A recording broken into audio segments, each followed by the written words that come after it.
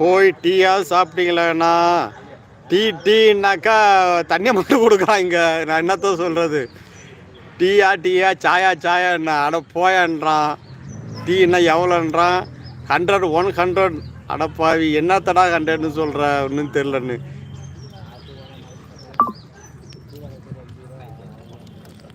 ஆனால் ஒன்று மட்டும் புரியுதுங்க.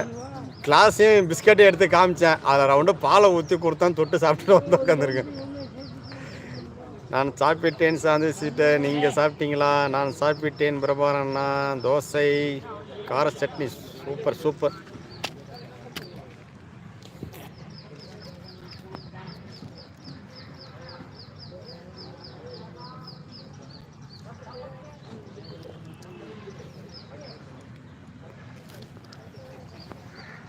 வணக்கம், வாங்க வாங்க வாங்க நண்பர்களே, வாங்க வாங்க.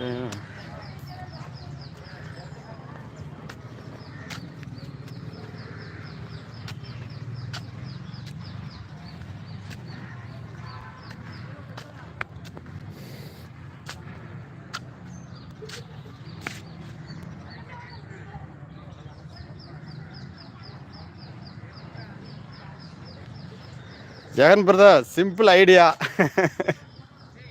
அதான் வேறு வழி தெரிலண்ணா. சிம்பிளிக்கான ஐடியா தான். இதுலேருந்து தெரிஞ்சுக்கணும். நம்ம வந்து பாஷை தெரியாத ஊரில் போனாக்கா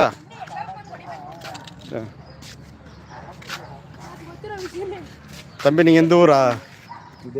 இதே ஊரா? தமிழ் தெரியுமா? தெரியாது. உனக்கு தெரியுமா தம்பி?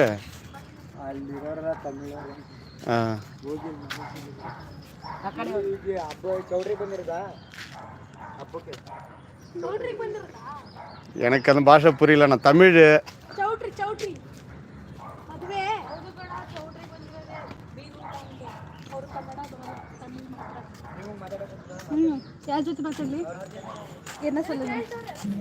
இல்லை தமிழ் தெரியுமா அப்படின்னு கேட்டேன். பசங்க தான் பக்கத்தில் ஒரு சொந்தக்காரங்க பையன் இறந்துட்டாப்ல, அதுக்கு வந்து இருந்தேன். ಸುಮ್ಮ ಪಕ್ಕದಲ್ಲಿ ಯಾರೋ ತೀರೋಗಿದಾರಂತೆ, ಅವ್ರ ರಿಲೇಷನ್ ಅದಕ್ಕೆ ಬಂದಿದಾರಂತೆ.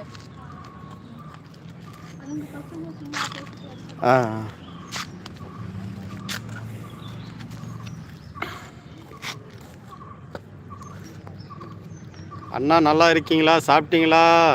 மதிய வணக்கம் பிரியா சிஸ்டர் அப்படின்றாங்க.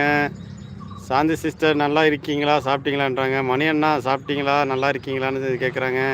ஜெகனண்ணா எப்படி இருக்கீங்க? அண்ணி எப்படி இருக்கிறாங்க? நல்லா இருக்கீங்களான்னு கேட்குறாங்க. நல்லா இருக்கேன் பிரியா சிஸ்டர். காலையில் சப்பாத்தி சாப்பிட்டேன்றாங்க. நான் இங்கே மைசூர் வரைக்கும் ஒரு வேலையாக வந்தேன். அதனால் வந்து இங்கே ஒரு பக்கத்தில் ஒரு பூங்காவில் உட்காந்து பேசிகிட்டு இருக்கேன். மதியம் டால் முள்ளங்கிக்கீரை சாம்பார்.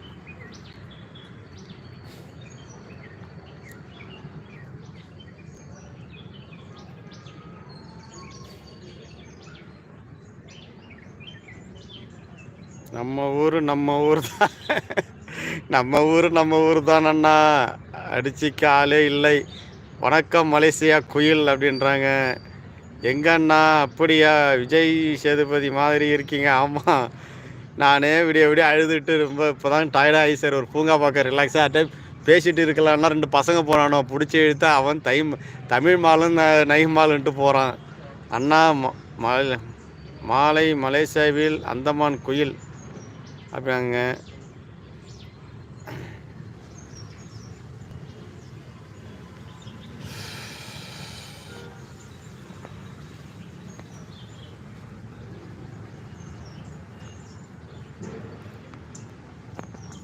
வணக்கம். உங்களை வந்து மைசூரை சுற்றி காமிக்கிறேன். அப்படியே பேசிகிட்டே போகிறேன். டைம் ஆகிடுச்சு. ஒரு மெசேஜ் ஒன்று அனுப்பிச்சி வச்சுருக்காங்க.